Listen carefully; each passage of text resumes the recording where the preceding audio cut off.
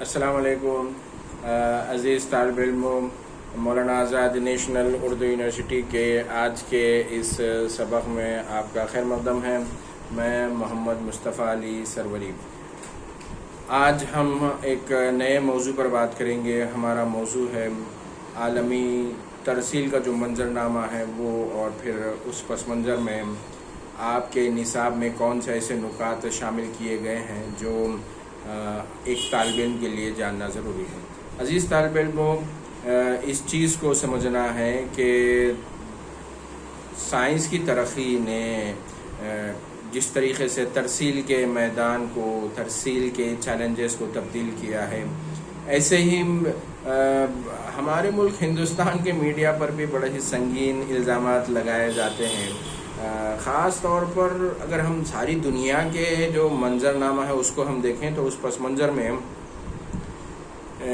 Surgeon کے خاتمے کے بعد دنیا جب ایک خود بھی نظام کے تحت ہو گئی، امریکہ واحد سپر پاور باقی رہ گیا، تب اس کے بعد جس طریقے سے ایک تاریخ کا خاص طور پر ذکر کیا جاتا ہے 9/11، جی ہاں، 11 ستمبر کا جو سانحہ ہے یا 11 ستمبر کا جو واقعہ ہے، اس کا ہم اپنے پچھلے اسباق میں بھی ضمناً ذکر کر چکے تھے کہ کس طریقے سے امریکہ کے شہر نیو یارک میں جڑواں ٹاورز پر حملہ ہوتا ہے، اور پھر اس کے بعد کا جو عالمی واقعات بڑی تیزی کے ساتھ بدلتے ہیں۔ اور وہاں پر اس وقت مجھے اچھی طریقے سے یاد ہے کہ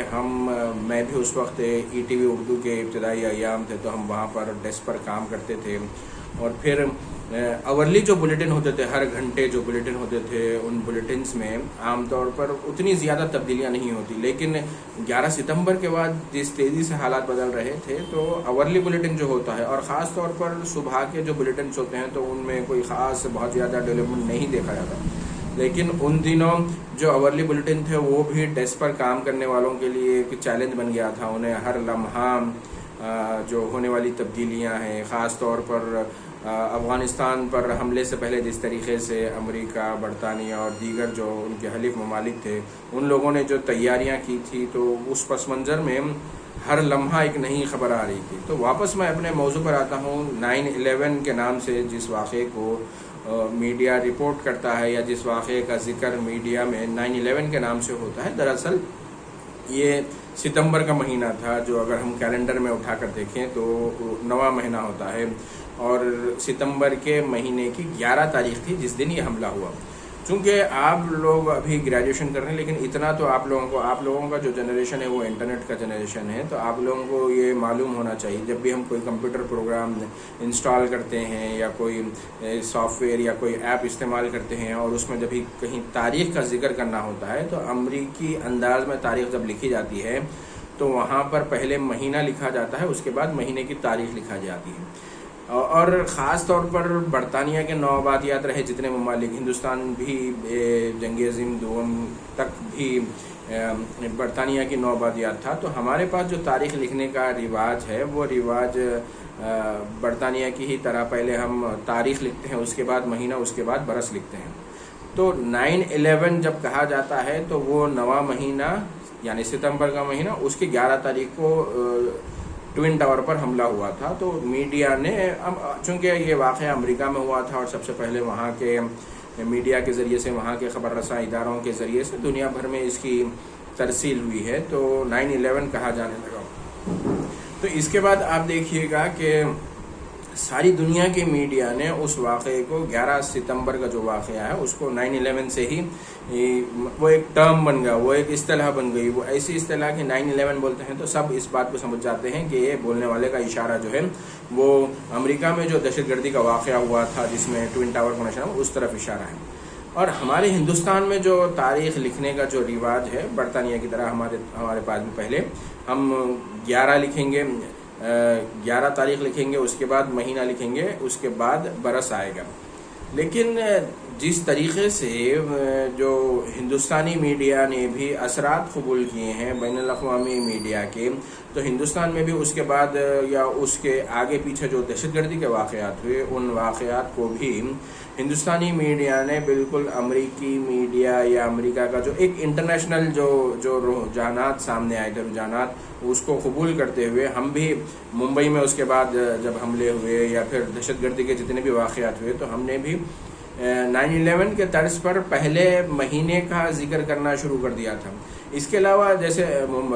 برطانیہ کے دارالحکومت لندن میں بھی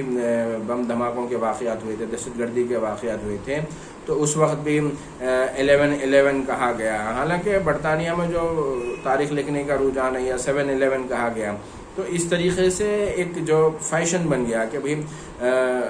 امریکہ کا میڈیا جس طریقے سے چیزوں کو دیکھتا ہے اس طریقے سے ہم بھی دیکھیں، امریکہ کا میڈیا جس طریقے کی اصطلاحات استعمال کرتا ہے ہم بھی ویسے ہی اصطلاحات، ٹرمینالوجیز کو نقل کریں۔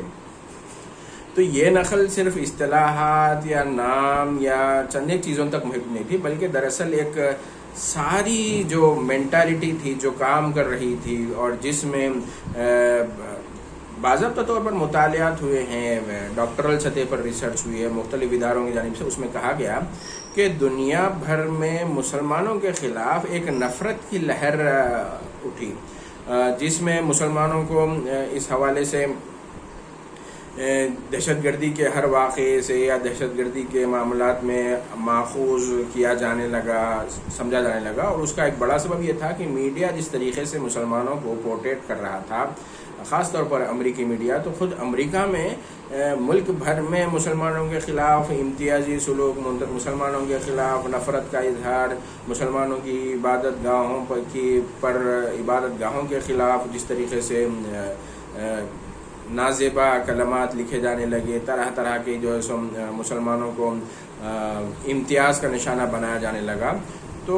وہ والا جو کلچر تھا، وہ کلچر بھی میڈیا کے ذریعے سے تیسری دنیا کے ملکوں میں، ترقی پذیر ممالک میں اور ہندوستان میں بھی پہنچا۔ اور پھر اس کا نتیجہ یہ نکلا کہ لوگ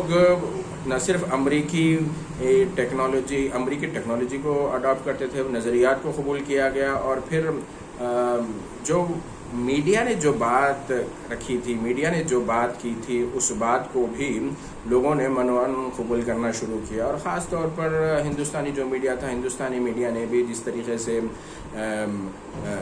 نقل کرنے کا کام کیا، جس طریقے سے نقل کرنے کا کام کیا، اس طریقے سے اس کا نتیجہ یہ نکلا کہ ہندوستانی میڈیا میں بھی مسلمانوں کو ایک ولن کے طور پر، مسلمانوں کو ایک ایسے گروپ کے طور پر پیش کیا گیا، اور پھر اس کے نتیجے میں عوام میں ویسے ہی انہیں دیکھا بھی جاتا رہا کہ مسلمان کا اگر نام آتا ہے تو ضرور اس کا تعلق دہشت گردی کے کسی واقعے سے یا دہشت گردی سے جڑا ہوا ہے۔ اس پس منظر میں یہ جو ٹرینڈ رہا، یہ ٹرینڈ مسلسل چلتا رہا، یہ رجحان جو ہے اور بھئی بنیادی طور پر ہم نے ہندوستانی میڈیا نے اتنی نخالی کی کہ ہم نے اپنے طریقے سے جو تاریخ لکھنے کا جو طریقہ تھا، اس طریقے کو بھی فراموش کرتے ہوئے امریکی نظریات کو، امریکہ کی کہی گئی باتوں کو، ہر چیز کو ہم نے جو ہے سو اختیار کیا، نقل کیا۔ تو یہ دراصل عالمی سطح پر میڈیا کا جو رجحان تھا اس کی ایک مثال ہے۔ اور آپ دیکھ لیجئے گا، خاص طور پر ایک اور جو ہم چیز کو جو نوٹ کر سکتے ہیں کہ مسلم مخالف جو جذبات تھے، جو تحریکیں تھیں، ان کو بھی اگر ہم دیکھیں تو اس کا بھی اثر، چونکہ ایک ترسیل کے ذرائع ترقی کر گئے ہیں، چونکہ اب دنیا کے کسی بھی کونے میں ہونے والا واقعہ منٹوں میں ہم تک پہنچتا ہے، تو ایسے پس منظر میں کہیں بھی کوئی واقعہ پیش آتا ہے تو آپ دیکھ لیجئے کہ کئی ایسے دہشت گردی کے واقعات پیش آئے جس میں جو دہشت گردی کرنے والے جو افراد تھے، جو ملوث افراد تھے، ان کا تعلق مذہب اسلام سے نہیں تھا، وہ مسلمان نہیں تھے۔ لیکن میڈیا کا جو رویہ نوٹ کیا جانے والا تھا کہ میڈیا جب بھی کوئی دہشت گردی کے واقعات میں ملوث ہوتا ہے یا کسی دہشت گرد کا تعلق اسلام سے ہوتا ہے تو فوری اس کے مذہب کا ذکر کرتے ہیں، اور عالمی سطح پر ہونے والے دہشت گردی کے مختلف واقعات کا جب ہم تجزیہ کرتے ہیں جس میں جو دہشت گردانہ کارروائیوں کے لیے جو ذمہ دار تھے وہ مسلمان نہیں تھے، تو اس وقت ان کے مذہب کا ذکر نہیں ہوتا۔ تو یہی رویہ جو امریکہ، یورپ اور دیگر ممالک سے تھا، وہ اسی رویے کو ہندوستانی میڈیا نے بھی نقل کرنے کے جوش میں بالکل اسی فیشن کو جو سو قبول کیا، اور اس کا نتیجہ ہم ہندوستان میں بھی دیکھتے ہیں، جہاں پر جو ملزمان ہیں، یعنی جن پر الزامات لگائے گئے ہیں، جن کے الزامات ابھی ثابت نہیں ہوئے، ان کو میڈیا مجرموں کے طور پر پیش کر رہا ہے، یعنی جن کو مطلب جو ایکیوزڈ ہیں، ابھی جن کو ابھی عدالت میں ان پر جو الزامات لگائے گئے ہیں ان کو ابھی ثابت ہونا باقی ہے، لیکن میڈیا اس سے پہلے ہی اپنے اسٹوڈیوز میں بیٹھ کر ان کو قصوروار، ان کو مجرم ثابت کرنے پر تلا ہوا ہے۔ تو یہ میڈیا کا وہ رجحان ہے جو کہیں نہ کہیں مغرب سے جڑا ہوا ہے، وہاں سے شروع ہونے والا یہ رجحان آہستہ آہستہ ہمارے ملک کے میڈیا کو بھی اپنے لپیٹ میں لیا ہے، یا پھر ہمارے ہاں جو نخالی کا جو فیشن ہے اس فیشن کے سبب ان نظریات کو بھی، وہاں کی جو باتیں تھیں یا وہاں کا جو فیشن تھا اس کو بھی ترقی یافتہ ہونے کی نشانی مان کر، اور اندھی تقلید کے جذبے کے تحت یا پھر تعصب کے تحت آپ جو بھی نام لے لیں، وہ ہندوستانی میڈیا نے بھی اس کو قبول کیا۔ آپ دیکھ لیجئے جس طریقے سے پیغمبر اسلام حضرت محمد مصطفیٰ صلی اللہ علیہ وسلم کی شان میں گستاخی کے جو مواد یا جو کارٹون وہاں پر یورپ میں جو پیش کیے جاتے ہیں، تو وہ سوشل میڈیا کے ذریعے سے ہم تک بھی پہنچتے ہیں، اور اس کے بعد پھر جو مسلمان احتجاج کرتے ہیں، اور تو اس میں مسلمانوں کے احتجاج کو ایسے پیش کیا جاتا ہے کہ جیسے ان کا احتجاج ناواجبی ہے، اور یہ جمہوریت کی اصل جو روح ہے وہ کہیں نہ کہیں اس لیے بھی متاثر ہوتی ہے کہ ایک صحت مند جمہوریت کے لیے میڈیا کا صحت مند خطوط پر استوار ہونا بھی ضروری ہے، لیکن میڈیا جب کسی ایک خاص نظریے کا ترجمان بن جاتا ہے تو وہ ایک تکلیف دہ بات ہوتی ہے، اور اس حوالے سے یورپ میں بھی باضابطہ طور پر تحقیق ہوئی ہے، اس بات کو تسلیم کیا گیا کہ اس تشویشناک رجحان کو جلد سے جلد روکنے کی ضرورت ہے۔ عزیز طالب علموں، آج کی اس کلاس میں سمجھتا ہوں کہ آپ کو اس پر پڑھنے کے لیے آپ کو بہت سارا مواد انٹرنیٹ پر بھی ملے گا، بعض ایک کتابیں اردو میں بھی لکھی گئی ہیں۔ آپ کے نصاب کے اختتام میں جو سفارشی کتب ہیں ان کا آپ ضرور مطالعہ کیجیے گا، اور پھر اپنے گوگل کلاس روم کے پلیٹ فارم پر یا پھر ہماری لائیو کلاس کے دوران بھی آپ